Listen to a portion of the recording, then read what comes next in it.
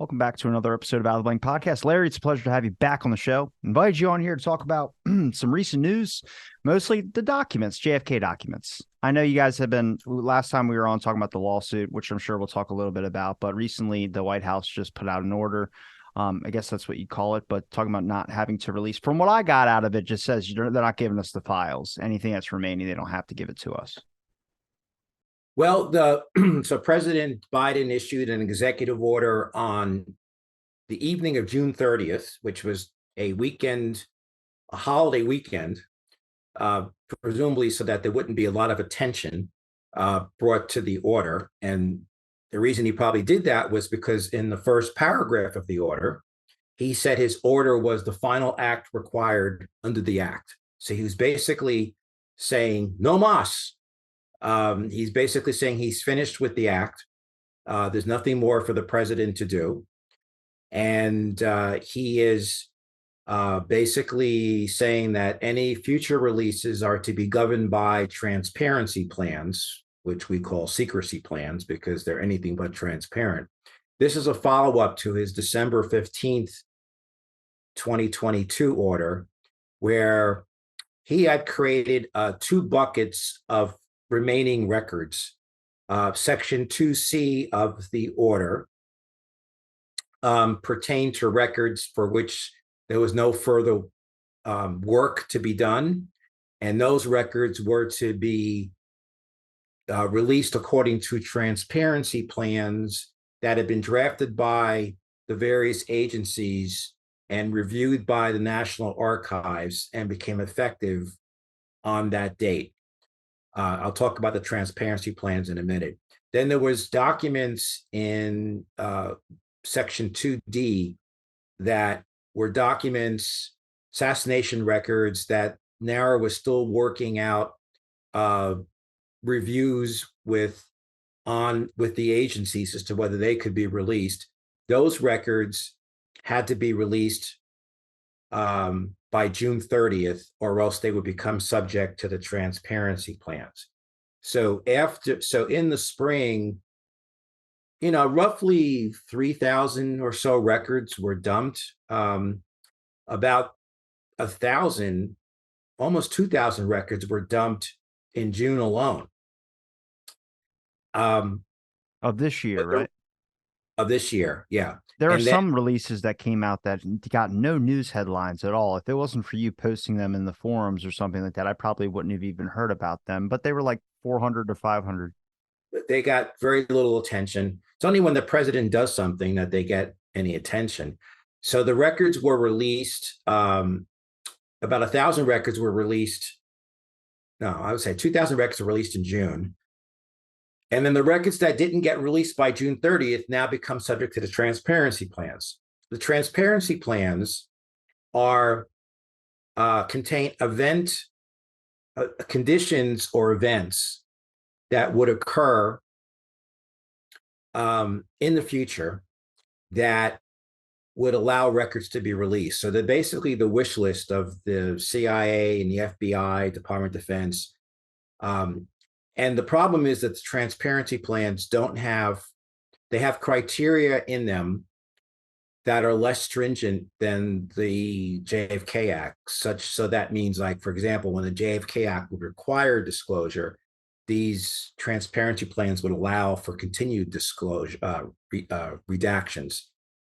One of the conditions, for example, is that if the record involves a country for which we have a national security arrangement with, the record would not be released until the country authorizes the release, or if the national security arrangement ceases.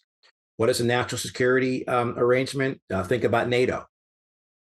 So we have a NATO country that has an assassination record, or an assassination record that involves that country, maybe something that was done in that country. It could have been someone saw Oswald in that country, and whoever that person was, the name is still redacted. That record could not be released until either the country says it's okay, or B, like NATO is dissolved, which is not going to happen in your lifetime. Definitely not my lifetime, but probably not even your lifetime. They allow for records to be withheld for sources that are still alive. Now, the statute requires you have to make a showing that release of the person's name would pose a substantial threat of physical harm. So that's just another example of how the transparency records would allow for postponement when the act does not. So we feel these transparency plans don't comply with the law, but they're now in effect, and that's basically President Biden said, "I'm done. There's going to be no more executive orders coming from the president. No news-catching executive orders. This is all going to be part of the declassification procedures that are used for all classified records." He didn't say this, but he's essentially saying the JFK Records Act is done, and that assassination records are now going to be treated like any other classified record. It's going to be reviewed by the National Declassification Center, and the president has no further role, which of course is not what the statute says. The statute says that the president has the sole non-delegable duty to make these decisions. So I believe this was a wish list of, I think they were getting tired of every year having to deal with the Kennedy Act. And so I think these orders are drafted by the National Security Council. President Biden is not sitting there in his office writing an order. And in fact, the recommendation, I had a lawsuit. It's still going on, but the production is finished. Now I have to go back and have a conference with the judge about the records that were redacted. But I had a lawsuit with the National Archives last year that I filed, getting the underlying correspondence that were associated with the Trump postponements in 2017 and 2018. And what I saw from that was, from the document production, was that both the two recommendations from the archivist to the president were drafted by the National Security Council. Well, basically, the archivist's role was to put his name on the memo.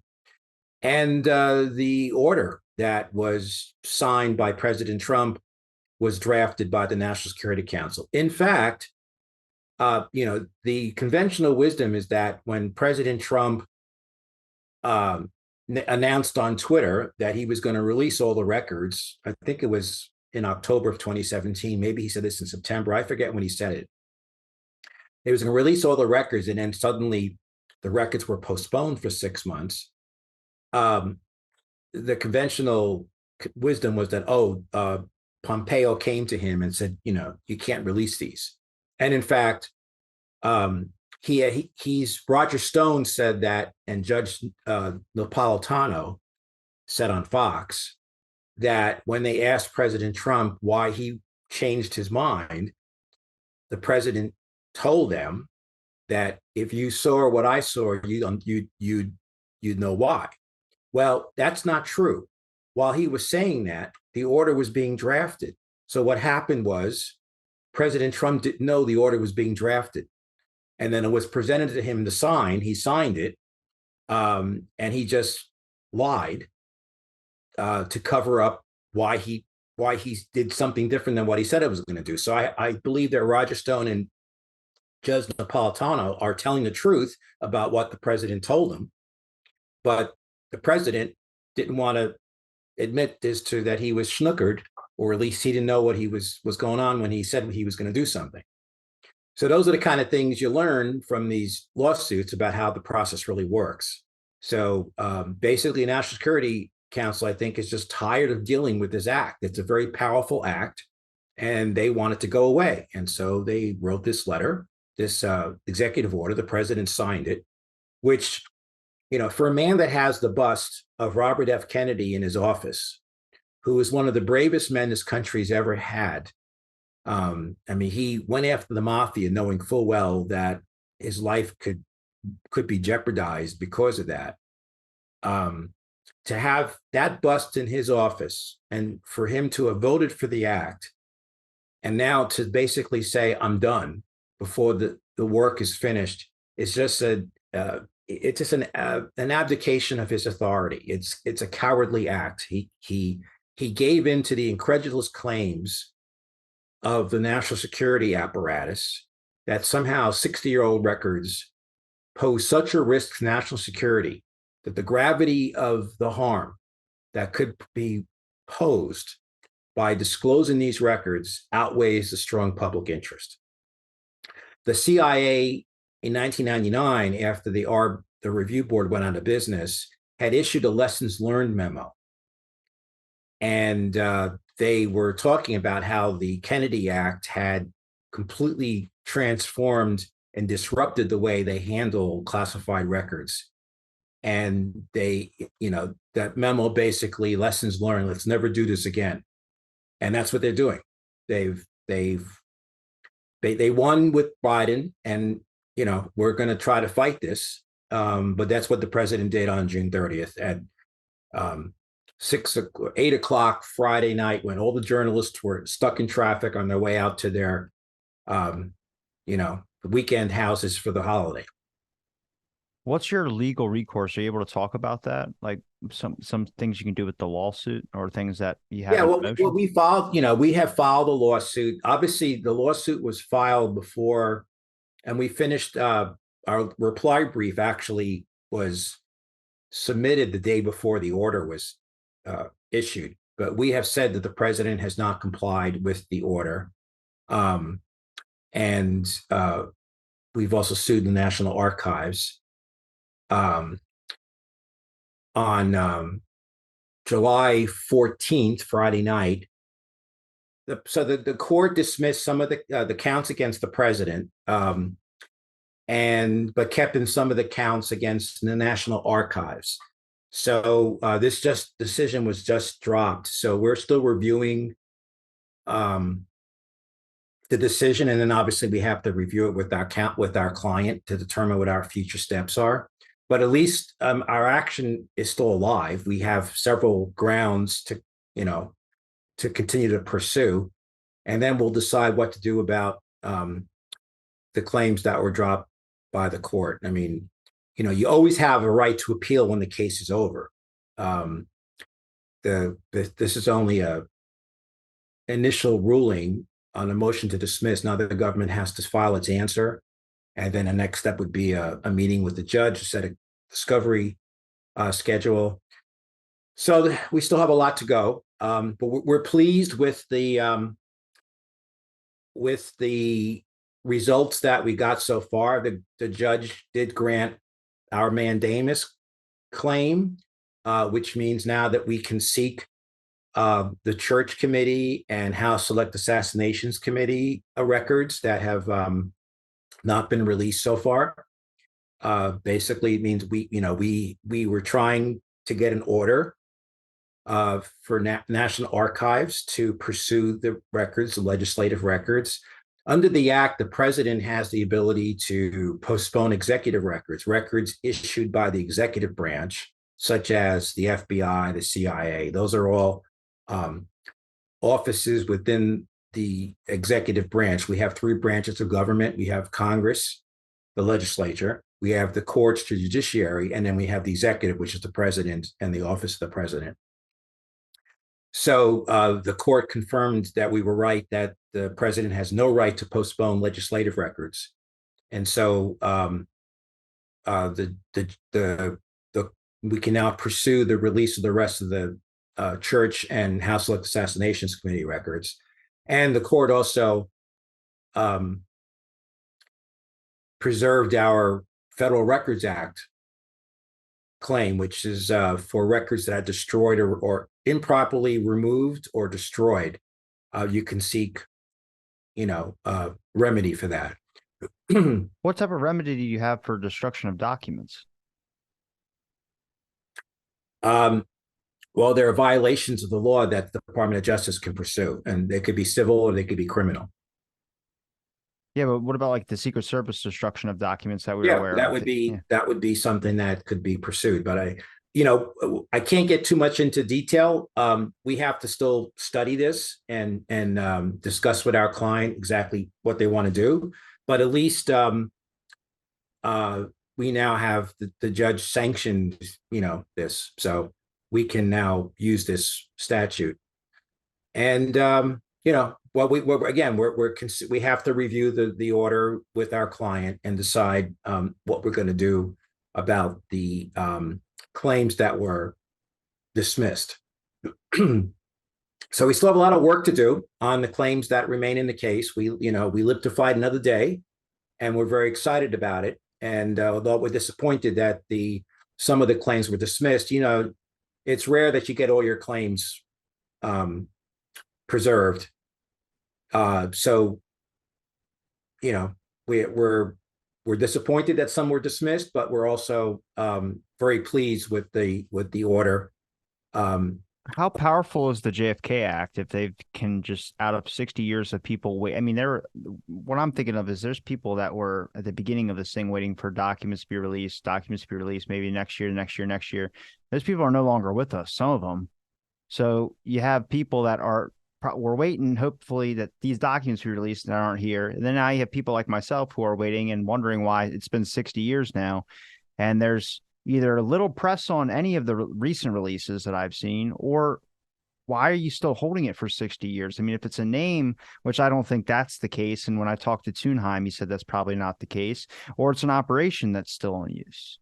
The word national security is starting to be a lot like the word conspiracy, where you're tossing it out there a lot without really any explanation as to why. I mean, even the Assassination Records Review Board, in my opinion, I know their funding stopped and all that, but their job was to see what could be declassified and go through. And we still have countless documents that are still being sealed up. I don't think it's a smoking gun or anything. I'm not saying that, but I think it's important just for the public that they get everything. I mean, why keep delaying it further and further and further?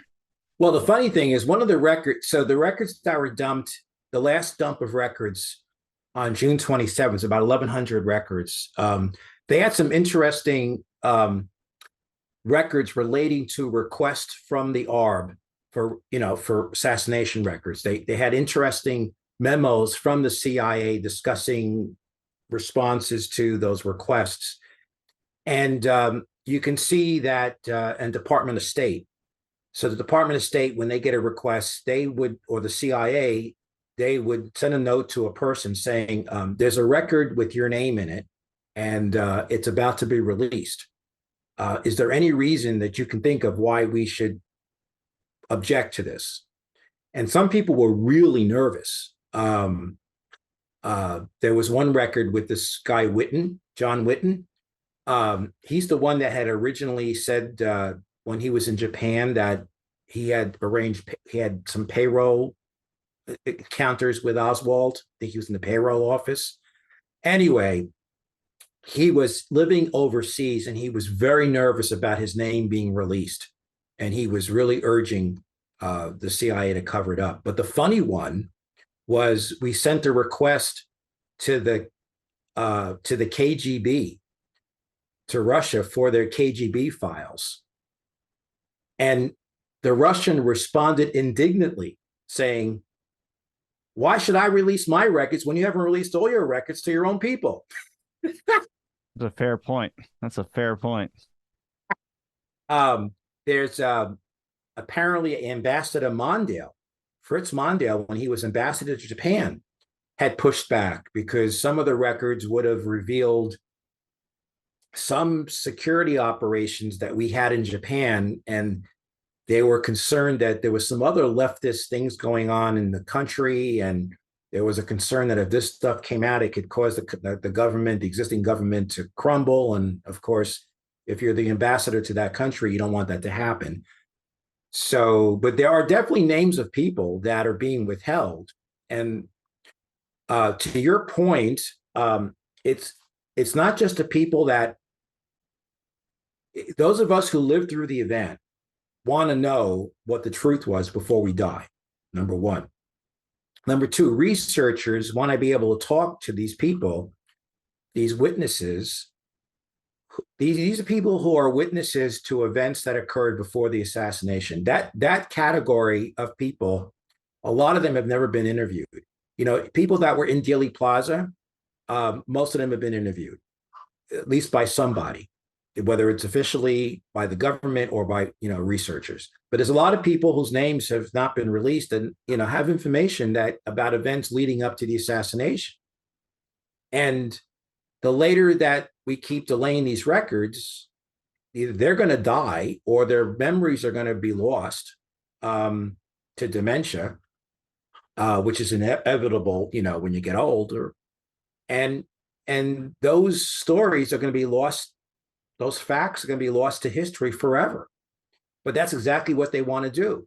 They want these people they don't want to release the names until they're dead. And the prime example was the one from December with Donald Heath, former CIA person who was tasked with the weekend of the assassination to go to Miami and have the station interview all the exiles they had contacts with and any pro-Castro agents they are aware of to find out if any of them were involved in the assassination. The government had always denied that they did any kind of investigation over that weekend about into those angles. And we knew the memo was there. We never knew who the guy was that was in charge of this investigation. Well, we found out in 2022 because he died in 2019. And now we can't interview him about who did he talk to, what were the responses, what happened to his records. He's gone. And now, would he have talked to us? I don't know, but at least we would have the chance to talk to him.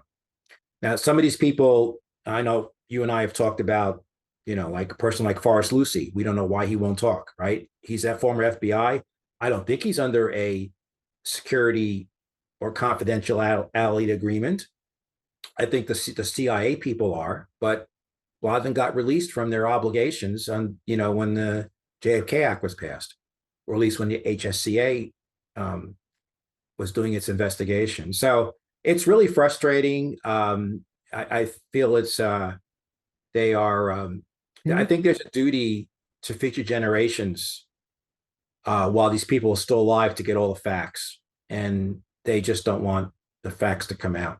Can you get another congressional investigation or something that could make sure that this is all mandatory, has to be released? I mean, what's going to stop them from pushing it and pushing it and pushing it? Even your appeal is going to have to take probably a bit of time to go through. And if they just keep pushing and pushing and pushing, I mean, it's like when you file a Freedom of Information Act request, sometimes you just, you send something out there, it takes years or something, you get a response back. Yeah, Jeff Morley's still waiting, I think 3 years now for his mandatory declassification request of the Joe Anidis records. He filed it with the National Declassification Center, and they're supposed to respond in 60 days, and it's been 3 years. So it takes forever. So some of my colleagues keep referring to the March 1964 memo from James Angleton to, I forget who it was, someone in the CIA, saying, wait him out. And that's been their policy all along. But we've been trying to get the attention of the Republicans in the House. They the ones that would be the ones doing the investigation. They have oversight. I've contacted the head of the oversight committee, the chair of the oversight committee, all the committees. I've contacted them about both holding oversight and also trying to move the Schweikert bill, HR 637, for a hearing. And so far, I've gotten no response. People have been calling and writing their office, but now I'm starting to go on Twitter, hoping that maybe the Twitter traffic will cause them to do something. But that really is the next. We really need to get a congressional investigation. We got to do something to light the fire under Congress, that the congressional, the goals of Congress have been violated.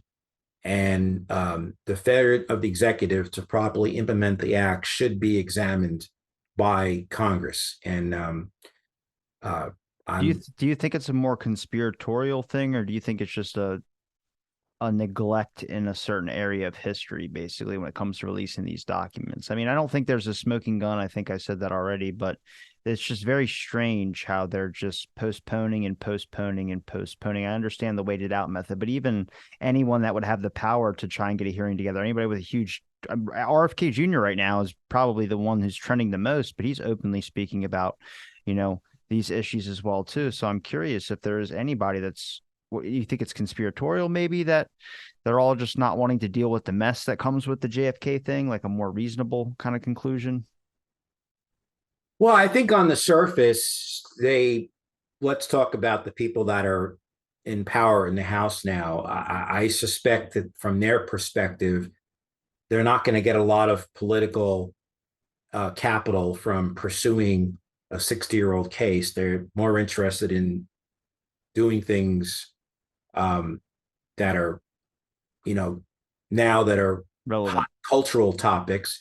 Although, if I was sitting in their shoes, I'd say, here's another chance to go after Biden for not complying with the law. And this is another one of these situations of overclassification of records, and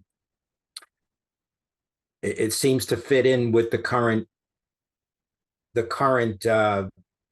of current events, which we have, President Trump's been indicted for these mishandling of classified records, and we have a problem of overclassification in our country. So it certainly is relevant to today. It's very frustrating that they don't want to touch this topic. I just think that they don't think that a lot of people are interested in it. And so I would urge your listeners to contact the chairs. I would send tweets to both the Oversight Committee and Judiciary Committee of the House and to the chairs, and ask them to hold an oversight hearing on the failure of President Biden to comply with the JFK Act. For he prematurely abdicated his responsibilities under the act.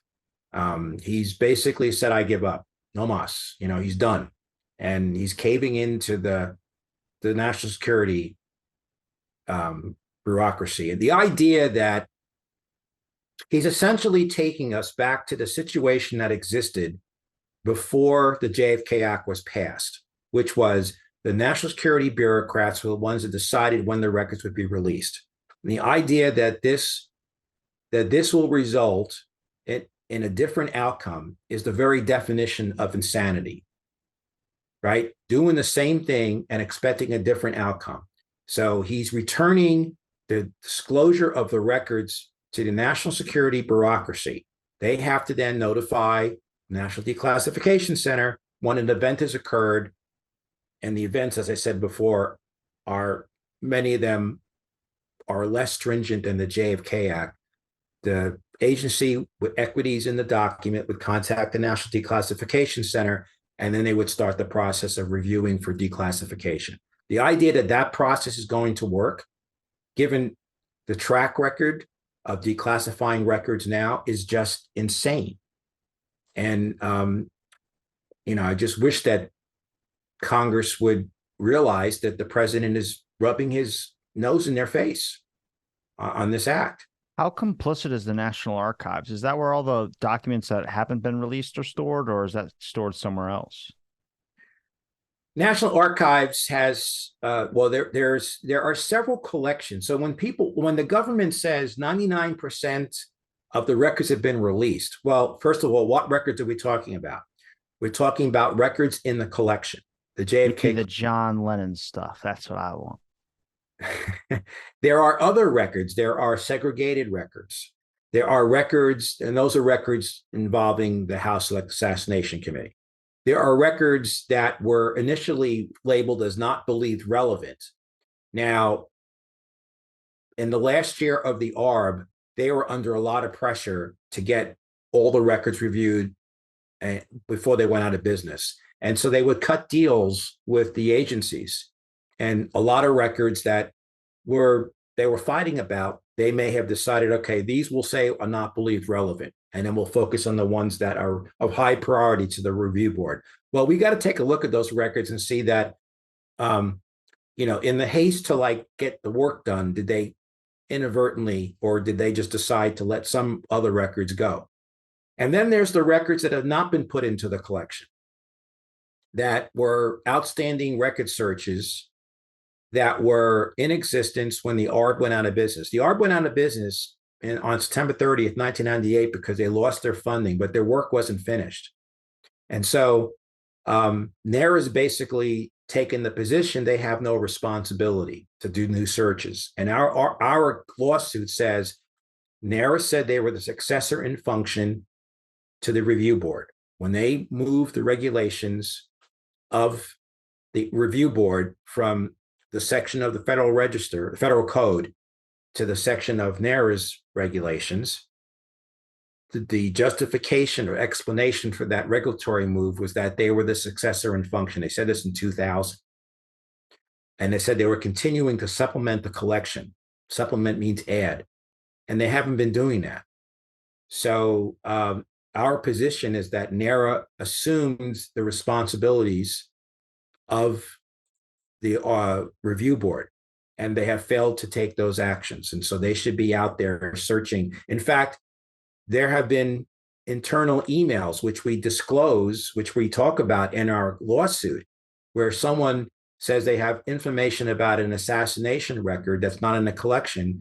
And the NARA employee says, contact our general counsel if you are aware of any records that should be in the collection, and we will pursue them. Well, they haven't. The proper response, if I send a request for an assassination record to NARA, they should then, if it's not in the collection, the proper response should be to go contact the agency who either owns the record or who has equities in the record, and ask that agency to look. What they've done instead is to tell the researcher to use the Freedom of Information Act. Congress passed the JFK Records Act specifically because the Freedom of Information Act was not working. It was being used and being implemented in a way that was not providing for maximum disclosure of records. Again, asking a researcher to use FOIA when Congress previously said that was not an outcome that was going to work is, again, another definition of insanity, right? I mean, again, they're asking us to do things that Congress already determined doesn't work. So we want the court to tell these NARA to do what it's supposed to be doing. Now, do you have any supporting members or any speakers? Like I've noticed that even with lone nuts and people who believe conspiracy, everyone is for the files being released. So I would think you'd have a group effort and support for the Mary Farrell Foundation in your guys' lawsuit. But I'm curious if you have members, like I know you have Thunheim, you've emailed with them back and forth, but Tom Samoluk, any of the members of the ARRB, to be able to help out as well too. I mean, I don't know how much power they have, but getting their name behind something doesn't hurt. We've gotten members of the ARB to sign a letter for the president, but it might be, as the case goes on, there may be a role for these people. We don't, but right now, people like like Gerald Posner do, we all, regardless of what we believe, we all want the records released. And it's just extremely frustrating that the national security bureaucracy still holds back. They're holding back records from World War II. I know, that's nuts. The thing is, their job is to sort of protect the national security records. So if everything was released, they'd be out of a job, I guess. I mean, you want to be cynical? They're preserving their job. If all the records were released, they'd have nothing to do. But it's a mess. This is a problem. This is a national problem. The JFK Records Act is just one part of the problem, which is the way you get to Congress saying, if you can't get rid of 60-year-old records, how are you going to learn about 9/11? How are you going to learn about the Sandinistas and the weapons of mass destruction? I mean, you don't. That's the truth of it. You don't. Right. I mean, you feel like we're they're old. They all think they're Jack Nicholson, in the movie. You can't take the truth. I really wonder if a country like Russia, or I know we got Russia's file on the assassination, a bit of documents released Some from of them. them. There's still a lot in Belarus. That's why I'm curious if anybody from another country just openly decided to release their files, but all the other countries have to just feel pressured to release theirs. You know, I as I said, you saw the response. I told you the response when they asked for the records. Yeah. And Judge Tunheim said that when he went to Belarus, there was a stack 5 feet high of records that hadn't been released. And then relations between the US and Russia got bad, and the records were suddenly unavailable. Has this changed your ideas or your perspective on the government just with dealing with the JFK lawsuit as a whole? Uh, well, Doesn't have to be like evil conspiracy stuff, but changed many, many years ago. I mean, the Kennedy. So I'm a child of the '60s. So, the assassination, Vietnam, and Watergate dramatically changed my view of the government. And I realized that the government is not special. It's just made up of human beings that are going to hide things if it's going to hurt them or embarrass them. And, they're no different than corporate. It's just human beings. And so I don't, and I deal with the government every day in my job as an environmental lawyer. I deal with bureaucrats and government employees and the way they wield their power, many times in an unreasonable way, and the degree of deference that is giving. I'm glad that the Supreme Court is reining in the administrative state, because these people have so much power, and the courts have been very deferential to them, and I think in a manner that is not they're not worthy of. I mean, there could be a government employee in one of my cases, and I say your decision makes no sense, and say sue me, because they know that the government, the courts in most cases defer to their judgment. And there's this fiction that that the government is making very careful, reasoned decisions, when most of the time it's policy. I mean, what you learn, I mean, the sentence system has gotten worse. I mean, when I learned how the Office of Legal Counsel works in the Department of Justice, the president wants a policy written. He wants to implement a policy. So they get a memo from the Office of Legal Counsel to support the policy. That's how we got the torture memo, right? You understand that they want to be able, in the interest of national security, they want to be able to have intense questioning of these prisoners to try to prevent another 9/11. And so the ends justifies the means. And so they get a memo from the Office of Legal Counsel telling the president, yes, it's legal to do these certain things. And they redefine what torture is. So, and in very few cases is there any pushback, because the Office of Legal Counsel, you have people that are working for the president. It's not independent. And so there's this whole fiction in the law about how the government's supposed to work, and it doesn't work that way. They don't sit back and Congress doesn't sit back and make these deliberate. I mean, you look at what our congressional goals are. Well, the last 10 years or so, there's been a policy where they pass these huge, massive laws, and no one knows what's in the laws. They weren't a result of debate and reasoned thinking, and yet the courts, they continue to use these fictions, these idealistic views of the way laws and regulations and executive orders are made. So, hate to be a bummer, but I'm just trying to shed light. There was a Supreme Court justice in the early part of the 20th century that said sunshine is the best disinfectant. And if you, if you read the ancient Greeks, there's nothing new that's happening now. Human beings are the same, and it's very frustrating. It's very frustrating. I mean, I was hoping, that before I die, that I'll learn everything there is to know And I'm 70 now, so you might have a better chance to learn. I don't even think it's going to be in my lifetime, but I mean, are you a little bit optimistic in the fact that there's at least people like myself, younger generations, and other people that are still interested in getting? To be honest, I mean, I pay attention to social media a lot when it comes to like, every now and again I'll be on it and be like, okay, I could see this, see what's trending and what's going on, just so I'm not totally out of the world loop. But last year and the year before that, there was not as much talk as there was about this year with JFK. I know I Well, noticed it more. there'll be some in November because it'll be the 60th anniversary. But I suspect this is going to be the last big. If there's going to be, I mean, it's going to be less than 50. 50 is always, it's 0 and 50, right? I mean, 50 is the big. 25 and 50 are the big times when the media gets focused. But I think this will be the last big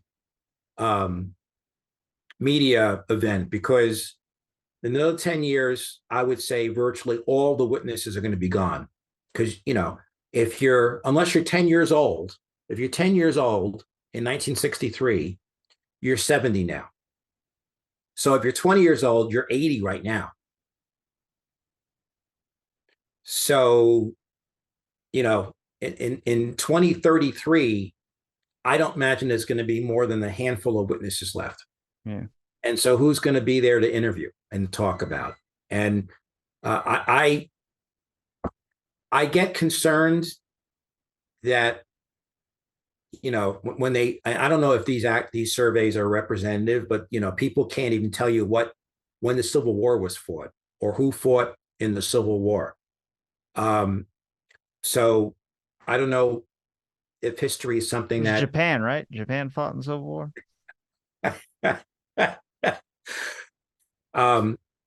I just don't know if there's really much interest in history. I get the sense that anything that happened before 2000 is just like it doesn't matter.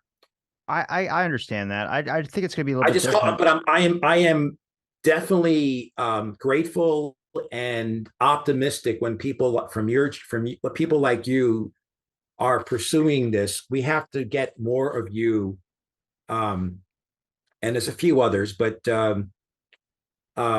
not only just to be interested, but have the same passion. I think it's a little different when you live through the event, but anyway. I noticed with amongst my friends and a lot of people that I either work with or someone who knows about my podcast that I might come contact with, they are very interested in all the JFK related stuff. It sparked up interest in them.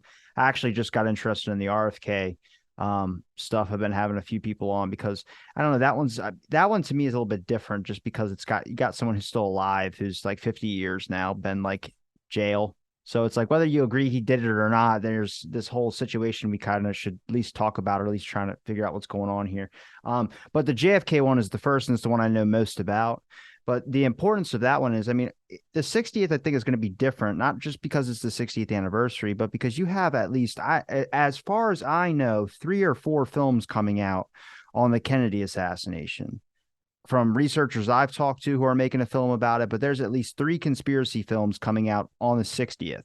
I know the mafia. I know there's the one with the mafia. Then there's Steve Cameron's production, and then there's a whole other one that I forgot. What's Steve Cameron doing? Steve Cameron is doing some type of film production, The Murder of Lee Harvey Oswald or The Frame Up or something like that. It's off of his book, but there's another thing with it. And then, I mean, I'm not going to say mine early, but yeah, mine will hopefully try and be out around that time as well, too. I still got a lot of work to do on it. But I think, you're going to have like at least a good amount of films, and I've seen a couple podcasts start up about it as well too, and they're learning as well, like I was learning in the beginning about certain things. But I think it's definitely in the culture more than it probably has ever been. I know JFK gets synonymized as this like pop figure icon like Marilyn Monroe is and all this other stuff, but I see a lot more people actually diving into depth on the actual assassination, the parts that don't make sense. I mean, what you need to get like Marina Oswald to just come out of her, reclusiveness and say something as well too. But I feel like the 60th is going to be a little bit different. I don't expect them to go with the documents at all, but I can tell you that there'll be a hell of a lot more people wondering what is our government doing compared to maybe the past couple of years. Well, the other problem is that the term conspiracy theorist is really, I mean, even when Robert Kennedy Jr. and, I mean, full disclosure, I'm supporting him. Not surprisingly, right? But He's not the most disciplined speaker. He'll say things sometimes, and people distort his words, and they have now lobbed him in as a conspiracy theorist, and that's a dirty word, and it begins to fall into the politicalization of the country. It's really interesting how it's the Democrats now who are supporting and defending the Establishment. law enforcement and the national security. And it's the Republicans who are used to be the defenders of, the establishment. And I mean, it used to be like Vincent Bugliosi in his book, he keeps calling JFK researchers leftists.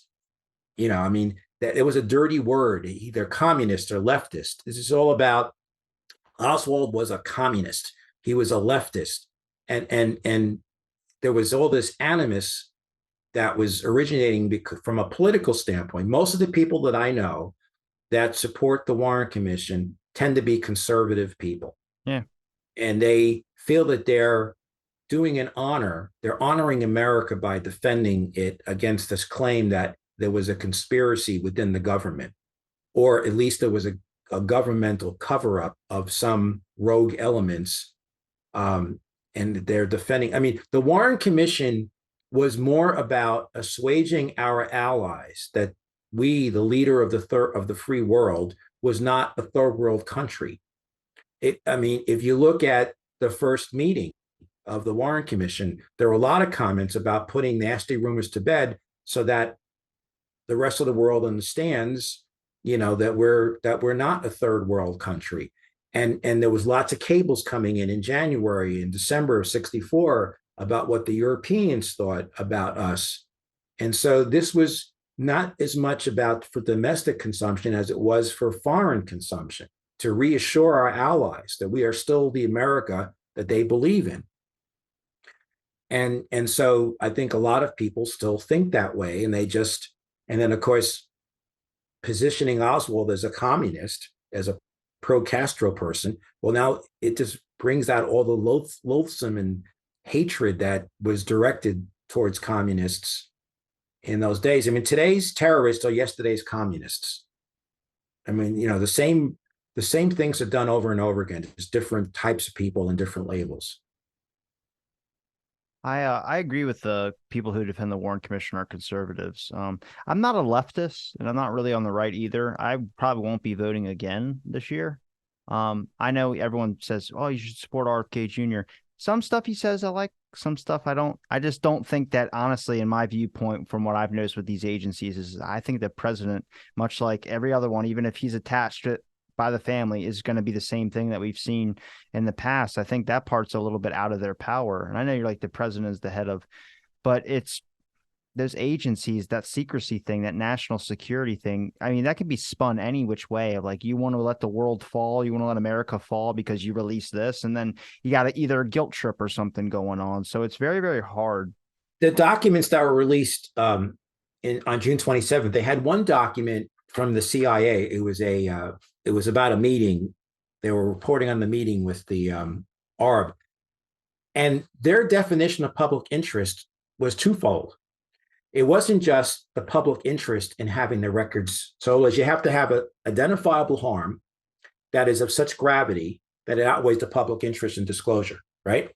So they were saying, well, there's two types of public interest. There's one about disclosure, and the second one is about having a strong operational CIA. So, there's been bipartisan delays. Every president, from Clinton to Bush to Obama to Trump to now Biden. So it's Democrats and Republicans. And I have voted for Democrats and Republicans. I have worked for Democratic conservative. I mean, I've gone from George McGovern to Gary Hart and Al Gore. I mean, I'm a true independent voter, and I have been completely turned off by and Bobby, Robert Kennedy Jr., his beef, he's not so he's labeled as an anti-vaxxer. What he really is the procedure. He's against the procedure that's used to approve vaccines. That they're Careful, careful. YouTube will flag that. I'm on Bobby Kennedy's side with that one as much as I am with the JFK ones. And you could tell because I've spoken with Robert Malone and Peter McCullough, but I've also spoken to the other side as well, too. I'm just more like, we could talk about this off air. This is going to get flagged right off YouTube. All right, so you're going to have to delete that portion of that you can, again, and the censorship. Oh, the JFK stuff gets flagged immediately. Not even just that it won't go up. It gets a disclaimer and it points people to Wikipedia, which if you look at that shit is not right at all. And that's really upsetting. They said like Lee Harvey Oswald. This is a quote from the actual thing. I screenshotted it and it has changed now. Someone updated it. But it literally said Lee Harvey Oswald went to the Dallas or FBI Dallas police headquarters 3 weeks before the assassination or something, asking to see James Hosty. And then and it says, period, it says accounts vary as whether he threatened to blow up the place or report it to higher authorities. I was like, you guys really put that in there as like accounts vary. Like that's like saying, oh, you gave me vodka and I wanted Coke. Like, what the hell? Like, that's two distinct, very different things. Those aren't like, oh, 1 degree of separation there, but that's on their page. But now all YouTube videos, even the JFK stuff, I don't know how safe it's going to be to keep talking about it at some points, because obviously everyone has their own independent theories and stuff like that. But when you start going in there, it starts falling under the category of what, based on their original narrative, as misinformation or what they're calling disinformation. It's like, well, hold on a second. J. Edgar Hoover did, work with mob figures and all these other the government. That's true. But a lot of people don't know that. So the official narrative is that never happened. So it's kind of like you can read the organized crime part of the church committee report. You can read all that type of stuff. But that's also, the church committee is not on everybody's mind. Nobody has really even seen that from my generation or other generations. When I always screenshot it and put up on like my Facebook, or I'll put it up on my Instagram or something, and people go, is that real? I was like, I can send you the link to the 700-page report where this came from. Like, it's not, it just sounds conspiratorial. And that's a problem when you don't know history. And now you're put in a position of reviewing things on whatever platform. If you don't know, if you haven't learned your history, then you're going to dismiss things. And there's an impulse now in this country to squash speech that you don't agree with. And in fact, under the First Amendment, the most important speech to protect is the speech you don't agree with. Because if that is, and I'll just give you an example of the way you have to look at things sometimes. The student loan case before the Supreme Court. This is a great issue. It's important. I understand why, a president would want to give a break to students. You guys have enormous debt. However, the big picture is, if you let a president interpret the law very broadly beyond his enumerated power given to him by Congress, that would be great under this circumstance. But what if you get a bad president that comes in office? Now you've given that bad president enormous power because of the precedent established for a good cause. And then that bad president can do things that are terrible because the courts have said he has that power to interpret the statute that way. And this is not a political statement, it's an example. When President Trump took the money that was allocated to the Defense Department and gave it and used it to build a wall, he technically was misusing the money. And if you allow a president to have such broad power, like under the Student Loan Act, then some president may do something worse than build a wall with money that was appropriated, in a different way. I'm not saying I'm just making an example of how you have to look at the big picture constitutionally. And when a Congress passes a law that is not based on the president's constitutional power, based on a statute, then the president's power is limited by that statute. And I don't know how I got onto this rant, but it was a good one. Yeah. But so you can't just look at the specific issue. like they say, bad facts make bad law. And so the student loan was a very worthwhile effort, but the method he chose was wrong. He didn't have the power to do that. And I'm glad the court reined him in, just like I'm glad the court reined in the EPA on its interpretation of wetlands. Because again, you don't want administrative agencies getting all this power that they can do things. They're unaccountable. And you know, you want to make sure that they are stay within the guardrails that Congress sets. And if Congress doesn't function, well, then it's our job to get a Congress that does. But anyway, I went off in my constitutional law. It was rant, good. I liked but, it. I learned anyway, something too.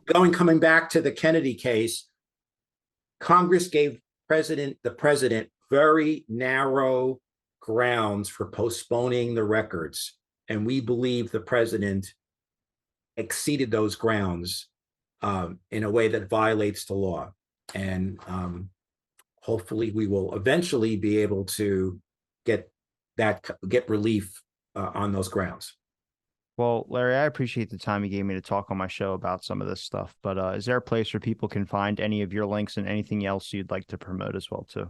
I have Schnapf.com website, and I think there's a JFKCSI.com. They both go to the same place. I have a lot of articles and videos and stuff there, and I have a YouTube JFK CSI YouTube page where I post videos and I haven't really done much of my own, but I post a lot of stuff up there, and I post articles and places I've been interviewed and that sort of stuff. So, and I have a Facebook page where I post a lot of stuff, JFK hard facts or junk science. That's your page. Yeah. All right, I'm a part of that. Yeah. Yes, that's my page, and I post things there. I started that originally to go through the forensic analysis of the case, and it's kind of expanded beyond that. There's been some interesting recent cases about forensic evidence, but we can talk about that some other time, about the way that tool marks and stuff are. There's some of the court's now finally starting to look at that profession for what it is. It's not scientific; it's subjective, and a lot of the the evidence in the JFK case was based on junk science, linking neutron star activation. Say what? Neutron star activation, whatever that analysis thing is. That's pretty much debunked, but the tool marks, the markings on the fragment, the bullets, they try to link it to a gun, the hairs, linking it to the shirt, the fibers in the blanket, linking it to, fibers in the gun. All that stuff is so subjective, and none of it, there's nothing in there that you can say links that piece of evidence to the exclusion of any other weapon. If you look at the modern way that people evaluate that evidence, we now learn that this stuff is very subjective. And, the way you're supposed to do it is you have you have a couple of pieces of evidence and you don't know which one is from where. It's completely black box. And then the examiner is supposed to then identify it. Whereas if you're told this is the fragments taken from the limo, and here's a weapon, a sample fired from the weapon, do they match? Duh. What do you think the result's going to be? What they should have done is say, here's some weapon, here's some fragments. They'll tell you where they're from. And then you have a number of rifles, different rifles that would fire bullets. And then he would say, do these fragments match any of these other bullets? That would be a true test, because then they don't know, A, the source of the fragment, and B, they don't know which rifle was the assassination rifle. And then you could see, did they really match to the right rifle? They didn't do that. They just took the bullets from the rifle that were fired at the test grounds, and then they took the fragment and said, do they match? And do you think an FBI agent's going to say no? And do you think a person hired by the HSCA, whose lab gets money from the government, is going to say no? Do you think a person that is working for the government whose pension is at risk if he gets in trouble is going to say no? Not if they want that in-ground pool. That's right. That's right. That's right. Well, And they Larry, want that promotion. Larry, I'm going to link your links in the description. Like I said, man, it's been a pleasure chatting with you. Thanks again so much for the time. And thank you, everybody, for listening to this episode of Out of the Blank.